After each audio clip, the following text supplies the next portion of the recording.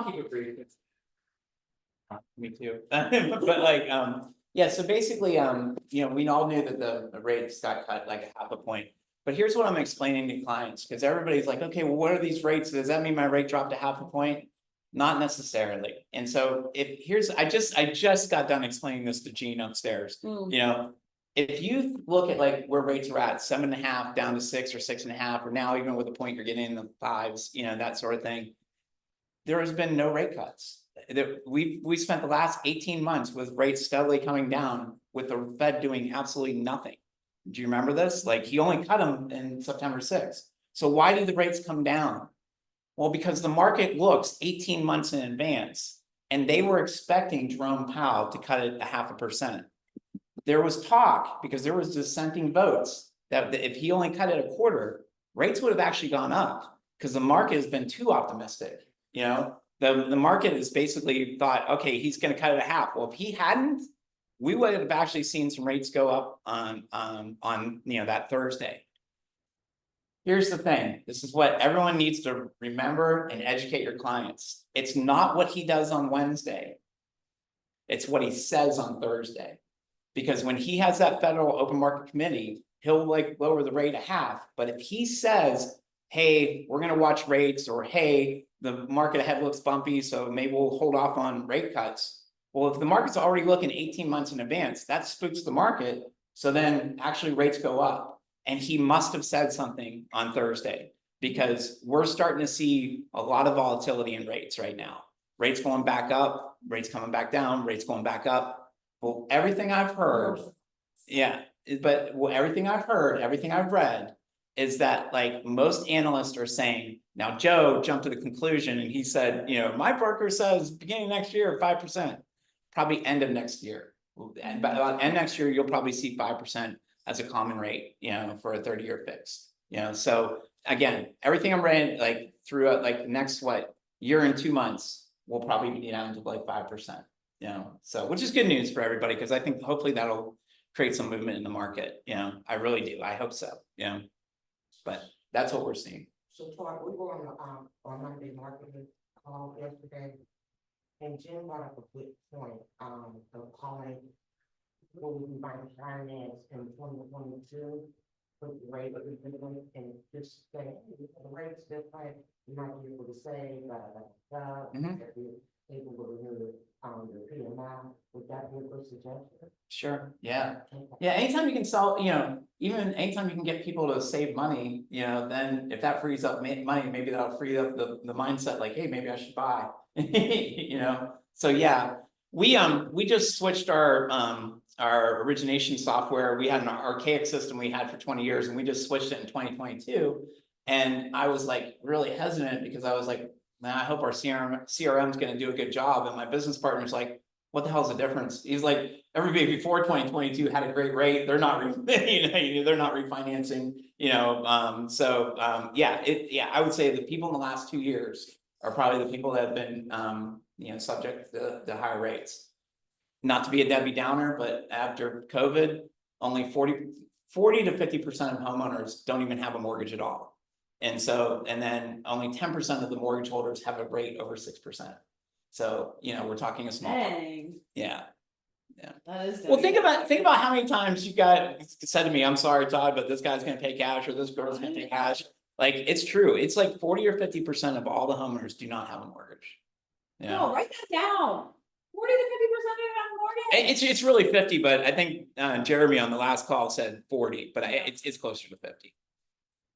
That's crazy. That's just a conversation with sellers, right? Like, when you're trying to find sellers or talk to sellers or prospecting, like, put yourself in their position. We're talking to them about the equity that they have in their home, and we're going to put them in a 6% interest rate right now. Right? Like, there's two sides of that. So mindset, though. But there's two sides of that. So if you have 50% of the sellers out there without a mortgage, then they're not tied to their legacy rate, because they don't have a legacy rate. Yeah. Oh yeah, it is both sides, just like in their mindset that also you're gonna walk away with less commissions and transfer of what you get for this house. Right? So that's your buying power. That's also. And if you have a free and clear house, like that's a lot more money that you're gonna have, you Yeah. know? Yeah, and then that's also a conversation that's like, hey, let's look at your finances, but you own your home free and clear, you don't have a mortgage. Or, you can buy before you sell. Mhm. Maybe it's in an area where we turn this into an investment property, we rent this out, we don't sell it yet. You rent it out and that rent covers your now new mortgage on your new house. Think about that, like, one out of every two sellers you talk to probably has a free and clear house. Right, so sometimes, like, it's not just about selling the house. If we can get them in a house that better fits their now need, we might not have to sell that house right now. Right, we can rent it. If it's in the city, we'll freaking Airbnb it, whatever, until they change all those rules, but there's a lot of, Change those rules. eventually, I'm surprised they got away with it in the first place. I know. But there's a lot of opportunity for people that don't have a mortgage. But be prepared, right, when someone says, why would I go into a house and get a mortgage with 6%? I hear you, that's a fair question. If rates go up, you're gonna love your 6%. Remember that the national, like, our history average of this country is like 16%. 6 don't look bad. And if they go down, you refinance. Make no mistake, you're not seeing 2%. Unless, God forbid, another pandemic happens. But did you know in this area, you could get X amount of dollars for rent, which would cover at least a good portion of your new mortgage. Mhm. So equity means a lot of different things, because you could use that money for that house, for different purposes. Yeah. They could also take a mortgage out on their primary residence while it's still their primary residence, and then use that money to purchase the next one. There's a lot of options, yeah. So many things we can do. Okay, cool. Thanks, Todd. Thank you. Sorry, guys. Good to see you. But I will say this, I'm seeing a lot of activity, a lot of calls. Yeah. Yeah, yeah, Love that. yeah. There's a lot of activity right now. Yeah. Turning up there, and then the guy that has been threatening to take a mortgage application off me for years, I decided to do it today. I love that. Yeah, so Aaron, our Pittsburgh Parking Authority guy. I love that. That's super cool. Next Tuesday, we're gonna be going over the 6 personal perspectives, 11 o'clock. If you don't know what they are, all the more reason you should be here. But number 1 starts with commit to self-mastery. We'll find out the other 5 next week, but like self-mastery sounds intriguing, right? So 6 personal perspectives. Will teach you how to think so you can get what you want. By committing to integrating the 6 personal perspectives into your life, you're setting yourself up to become a great leader of your business. Again, these are nothing that I've come up with. It's all from the MREA, which literally teaches you how to be a millionaire real estate agent. So like, if that sounds intriguing, you should come to 6 personal perspectives.